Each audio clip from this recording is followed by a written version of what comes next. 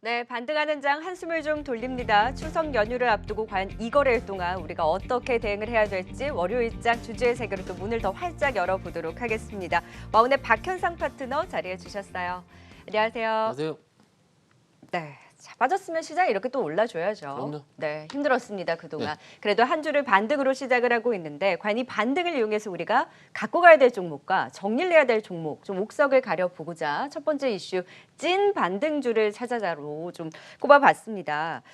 오늘 그래도 다행히 탄력이 꺾이지 않고 반등 흐름을 이어가고 있는데 이 안에서 오늘 엔터 3사들의 상승이 좀 눈에 띄더라고요. 이쪽은 갖고 가야 될 상승입니까? 이 상승을 이용해서 좀 줄여야 되는 상승입니까? 조금 줄이는 거 시작하시면 어떨까 싶어요. 빅히트 엔터 지금 예. 13만 5천 원 최상단 공모가가 선정됐는데 제가 딴 건 모르더라도 일정 소개라든지 매매는 잘 여태까지 했다고 말씀을 좀 드릴 수 있는데 지난번에 SK바이오팜 상장할 때 2주 전부터 제가 줄이자라고 말씀드렸어요. 뭐 SK라든지 SK 디스커버리라든지 이유 자체는 일정 부분 항상 시장에서는 그쪽을 굉장히 많이 회자를 시켰고 시장의 매기는 쏠릴 수밖에 없는데 막상 상장을 하고 난 다음부터는 그 종목이 비싸다 싸다라는 밸류에이션을 책정하게 됩니다. 네. 그리고 최근에 있었던 카카오 게임즈부터 시작해서 대부분 종목들이 상장을 하게 되면 밸류를 보기 때문에 지금 같은 경우에 빅히트 엔터테인먼트 상장에 따른 엔터 3사들의 시총 비중이 빅히트보다는 작다, 재평가되어야 된다라고 하는 시즌이기 때문에 YG엔터부터 시작해서 종목들이 잘 올라온 거거든요. 근데 이렇게 생각을 해볼게요. 막상 빅히트가 오늘 13만 5천 원인가요? 네. 그 공모가 최상단에 1117대 1로 마감이 돼서 최상단을 결정이 났어요. 네. 그러면은 상장할 때부터 비싸다는 얘기가 나올 겁니다. 물론 방탄소년단 대단한데요. 밸류에이션을 봤을 때 많이 비싸요. 그러면은 시초가에 기관들 매물이 좀 나올 텐데 그때 매도를 하려고 하면은 이미 좀 늦지 않았나. 엔터 3사죠. 그렇죠. 지금 얘기하시는 예, 게. 예. 그렇기 때문에 지금 시세가 나오고 오늘 장이 좀 좋은 편이잖아요. 네. 그럴 때 밑에서 돌리고 있을 때 조금씩은 왜냐하면 특히 YG엔터 기준으로는 지금 물리신 분들은 없을 거예요. 예, 왜냐하면 가격대가 워낙 좋았기 많이 올려 때문에. 세웠죠. 예. 그래서 일단은 어느 정도는 조금씩은 뭐 오늘 다 팔아야 된다 이런 말씀은 아니고요. 앞으로 다음 주까지 추석 이후까지 일정은 조금씩은 남아 있기 때문에 일정일 때 플러스가 날 때 있잖아요. 그럴 때 조금씩 일단 수익 실현을 해보시는 게 어떨까 싶고요. 그리고 이제 두 번째 같은 경우는 YG엔터 같은 경우는 뭐 아시다시피 블랙핑크라든지 트레저 같은 이슈들이 하반기에 몰려있기 때문에 그 중에서 가장 탑픽으로 좀 말씀드릴 수 있습니다. 그래서 가장 또 세네요. 그렇죠. YG엔터는 거의 이제 하락분을 만회를 하고 SM은 아직 좀 만회하기는 쉽지는 않아 보이는데 이쪽은 손실이어도 어쨌든 비중을 줄이는 방향은 맞는 거죠. 일단 낙폭이 굉장히 과다하셨던 분들이 좀 있으실 거예요. 최근 시장에 네. 가장 통용되는 얘기인데 지금 지난주 2,450에서 2,300을 깼던 흐름 일주일 동안에 웬만한 종목들이 다 20% 이상 깨져 있을 거거든요. 그래서 모멘텀이 살아있는 웬만한 종목들은 오늘 2,300이 지금 올려다 놨고요. 네. 근데 아마도 내일 정도까지는 반등 흐름이 이어질 겁니다. 그래서 반등을 보고 왜냐면은 지금은 오늘이 반등 첫날이거든요. 잘 들어주셔야 되는데 반등 첫날에는요. 주도주들이 오르게 돼요. 최근에 강했었던 실적이든 뭐든 그 두 번째 날 같은 경우는 반등이 나오면은 그동안 그 전날에 소외됐던 소외주들이 아 드디어 시장 반응이 그래도 괜찮구나 해서 다른 시장으로 다시 쳐다보게 되니까는 그 네. 종목들이 좀 올라요. 그러면은 다행히 오늘 2,300을 깨지 않고 아마도 이 정도 수준에서 올려놨을 것 같은데 그 후에는 한두 번 정도의 지수는 보합권이더라도 안 올랐던 종목들이 움직이는 텀이 있을 겁니다. 네. 그래서 너무 낙폭이 과대한 종목들 같은 경우는 그것들을 확인하고 그때 마이너스 폭을 줄이면서 매도를 하는 게 어떨까 싶고요. 네. 그리고 시장 같은 경우에 잠깐 좀 말씀을 드리자면 지난주 같은 경우는 대주주 양도세 문제라든지 그리고 트럼프 관련 대선의 불확실성 그리고 북클로징에 따른 대선 미국이라든지 글로벌 국부 펀드들의 북클로징 즉 펀드 매도가 3분기에 마무리된다는 그 시기가 한꺼번에 맞서서 한꺼번에 악영향을 맞은 거예요. 그러면 우리가 하반기에 걱정했었던 이슈를 한꺼번에 다 맞은 거거든요. 하방보다 그럼 상방을 좀 더 보세요. 일단 저는 지금 위치에서는 하방보다는 상방이 좀 더 낫다고 보고요. 그럼에도 불구하고 왜 줄여나가야 된다라고 보세요? 왜냐하면은 그 추후의 시장 자체가 어느 정도는 횡보세를 이룰 가능성이 크다고 보는 거예요. 그 추후라고 하면 대선 이후인가요? 11월 미국 이후로 대선? 봅니다. 예, 예. 11월? 네. 11월 이후. 11월 그럼 대선 이후가 맞네요. 그렇죠. 그러니까는 10월 정도는 지금까지 좀 깨졌었던 주식. 왜냐하면은 여태까지 3월 이후에 저번 주가 이렇게 깨진 적이 없었거든요. 맞아요. 계속 올랐었기 때문에 최근 시작하셨던 분들이라든지 주식이 지금 들어가셨던 분들 같은 경우는 최근 일주일에 굉장히 당황스러웠을 거예요. 이렇게 네. 흔들리는 장을 보시지 못했거든요. 그렇죠. 네. 근데 저는 이제 하도 많이 봐가지고 이 정도는 그래도 해볼만 하겠다 생각을 하지만은 막상 네. 처음 느껴셨던 분들은 뭐 나라가 망했나라든지 그 정도로 어렵게 느끼는데 네. 원래 악재는 이렇게 한 번에 반영을 하고요. 음. 호재 같은 경우는 그 악재를 했었던 호재들이 하나하나 실타래를 풀어주면서 반영하게 되거든요. 네. 특히 지난주 같은 경우에 미국의 대선, 그러니까 대선이 아니고 부양책 통과 부분이 대선 이후로 가야 되겠다라는 부분이었는데 막상 파월이 한마디 했죠. 이러다가 미국 국민들 다 굶어죽게 생겼다. 그러니까 시장을 짓눌렸던 악재가 이제 호재로 반영하는 거죠. 빨리 부양책 통과되라. 그러면 네. 그동안에 이제 변동성의 이런 악재들을 거의 다 반영을 했으니 하방보다는 상방에 조금 더 기대를 걸고 네. 그러나 그 이후 11월 이후에 시장에 대한 불확실성이 있기 때문에 어느 정도 반등이 나올 때 비중을 줄여나가는 것은 맞는데 그 어쨌든 기간을 조금 더 길게 잡아주신 거죠. 그렇죠. 지금 지난주 같은 경우는 주식을 무조건 손절 쳐야 되느니 이거 엄청난 맞아요. 그랬는데 그런 구간은 지났고요. 예. 그래서 어쨌든 호재가 조금씩은 받아들여질 수 있으니까는 그럼 그때 리스크 관리하신 분들 억울하신 거 아니에요? 아니죠. 다른 종목으로 수익이 나면 되니까. 자, 그러면 우리가 네네. 하나하나 수익을 날 종목까지 찾아봐야 되겠네요. 네. 지금은 어쨌든 엔터주들의 상승 안에서는 좀 줄여나가자라고 하셨고 오늘 그린 뉴딜 관련주 그렇게 변동성을 확대하더니 지난주 금요일부터 좀 바닥을 잡기 시작해서 오늘 반등 나오죠.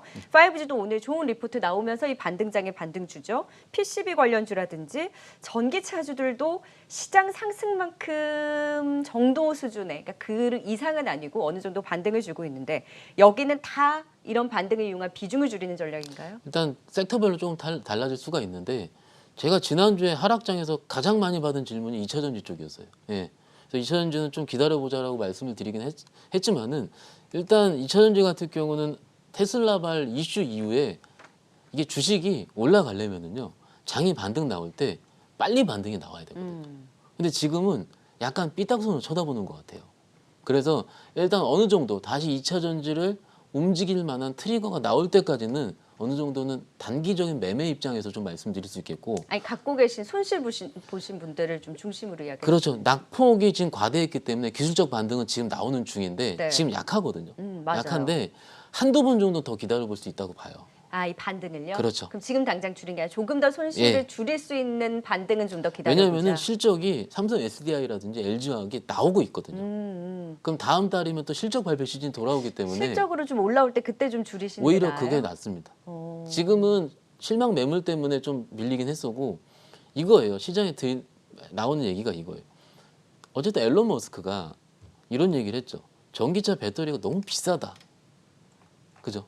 그러면은 막상 셀 업체들 네. 같은 경우도 단가가 어느 정도 떨어질 때 이런 위기감이 나올 수가 있는 거거든요. 근데 그거를 어쨌든 그 악재를 한꺼번에 반영을 했기 때문에 네. 일단은 실적 시즌까지는 좀 봐야 되는 게 맞고요.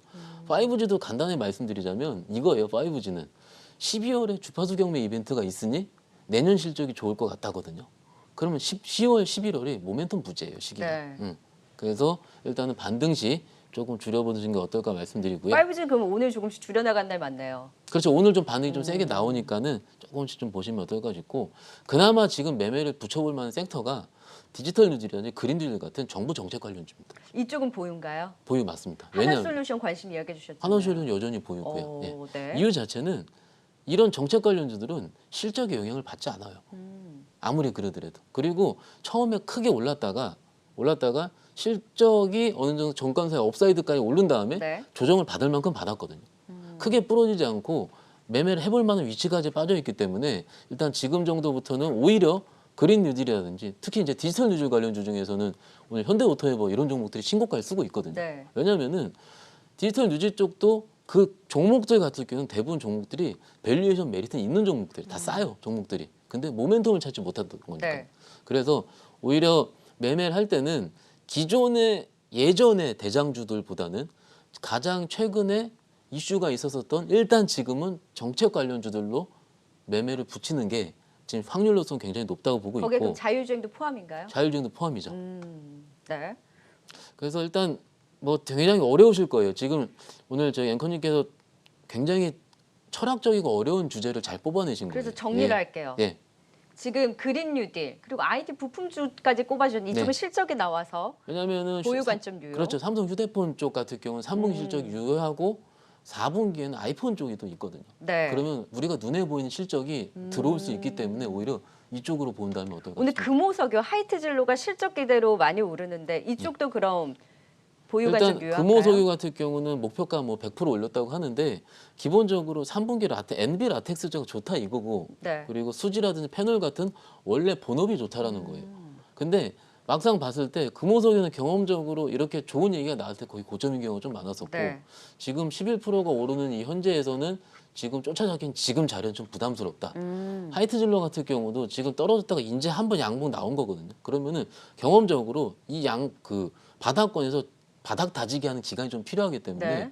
오늘로서 좀 하는 것보다는요. 일단은 어느 정도는 이제 실적 베이스로 종목이 안정화됐다 이 정도로만 보시는 게 맞을 것 같아요. 아, 그러면 이쪽에서 보기보다는 실적이 나오는 IT 그리고 스마트폰 부품 쪽에 대해서는 보유 관점 유효하다. 이쪽에서 또 수익까지 낼 수 있다. 그린 뉴딜, 디지털 뉴딜, 자율주행까지는 보유와 매매 관점 유효하지만 전기차나 5G, 엔터 3사 오늘 반등이 나올 때는 이쪽은 찐 반등보다는 오히려 비중을 축소해 나가는 전략으로 지켜보자라는 또 옥석을 오늘 반등장 안에서 좀 가려봤습니다.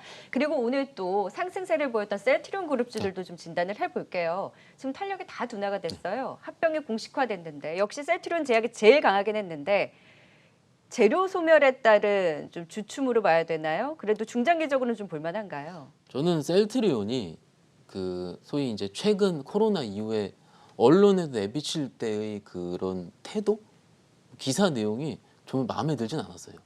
이유는 코로나19 치료제 만든다, 합병하겠다. 이 두 가지 이슈로만 몇 달을 울고 먹은 거거든요. 어떻게. 그러면 원래 주가가 조용하게 꾸준히 올라가려면은 셀트리온 같은 경우는 램시마 SC 실적이 좋다로 갔어야 돼요. 네. 근데 그것이 시장에서 반응은 조용했고 2분기 실적 램시마 SC 때문에 실적 서프라이즈 나왔거든요. 3분기도 좋게 나올 거예요. 근데 시장의 반응이 램시마 쪽이 아니고 합병, 코로나 치료제 이걸로만 갔기 때문에 어떻게 보면 수급이 꼬인 거죠. 근데 셀트리온 실적도 나오지 않아요? 그러니까 나오는데 움직일 때는 그런 이슈들로 움직였던 거예요. 그러니까 막상 실제로 주포로 매매하는, 실제 매매하는 사람들 같은 경우는 아 이제 합병 이슈 나오면은 팔아야지. 혹은 코로나19 치료제 이슈 나오면 팔아야지. 이 한 세네 달 동안 학습 효과가 셀트리온은 그랬었거든요. 아. 이것은 수급이 뒤틀렸다 얘기를 합니다. 그래서 물론 3분기 램시마 SC 쪽에서 4분기까지 넘어가는 유럽 쪽의 부분도 굉장히 좋습니다. 그래서 이런 이슈들을 봤을 때는 저는 중기적으로 꾸준하게 봐야 된다는 거고 그러니까 길게 보실 분만 보유 관점인 그렇죠. 거네요. 단기적으로 저기 합병에 대한 이슈는 내년 말이잖아요. 그럼 합병에 대한 이슈 보고 나는 들어갔어 네. 라고 하시는 분들은 좀 그런 줄이신 게 분들은 맞아요? 오늘 아침에 팔았겠죠.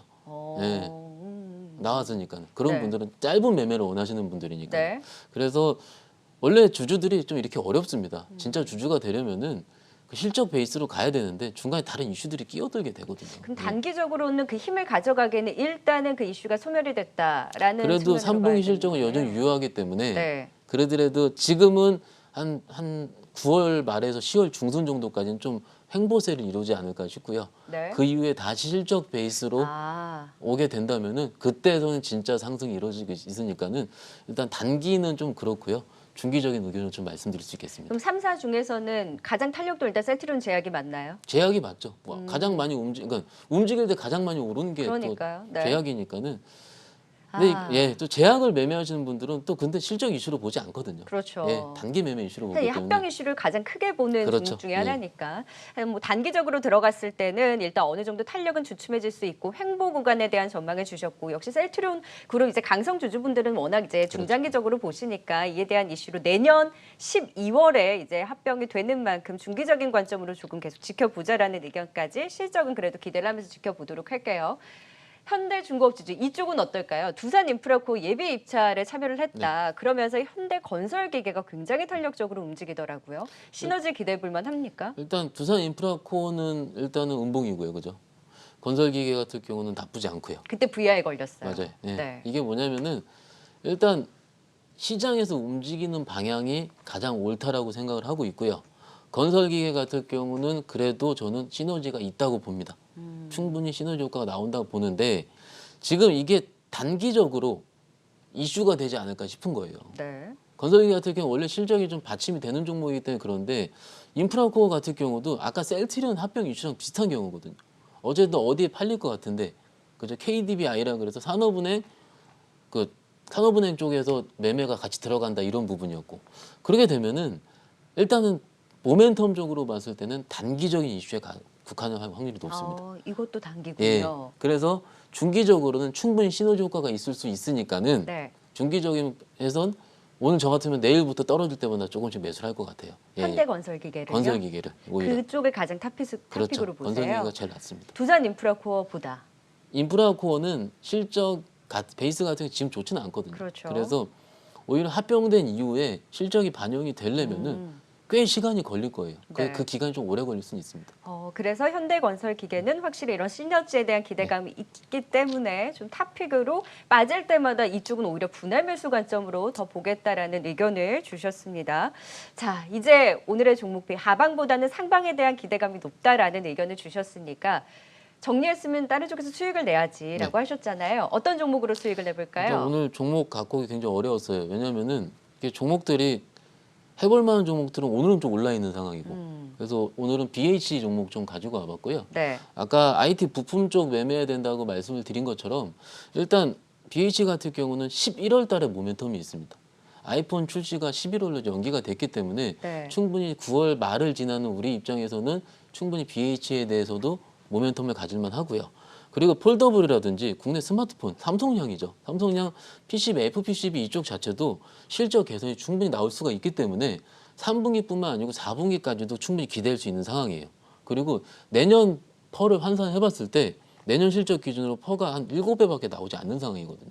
그러면은 박스권 하단부에서 이제 양봉이 조금씩 나오고 있는 부분이기 때문에 지금 자리에서 충분히 부담스럽지 않은 위치라고 말씀드릴 수 있겠고 이렇게 이 종목을 말씀드리는 이유도 위에서 또 시장이 또 흔들릴 때 버틸 수가 있어야 되거든요. 지금 들어가는 거는. 그래서 많이 올라 있는 종목들보다는 밑에서 처음 돌리고 있는 종목들로 좀 뽑아왔기 때문에 BH 좀 지켜봐 주면 좋을 것 같고요. 미국 기술주들의 안정까지 확인 안 해봐도 돼요? 일단 애플을 확인을 해야 되는데 네. 지금 스마트폰 출하량 자체가 일단 3분기에 7천만 대가 넘는다는 보고서 나오고 있거든요. 그러면은 작년 코로나 이전 수준이에요.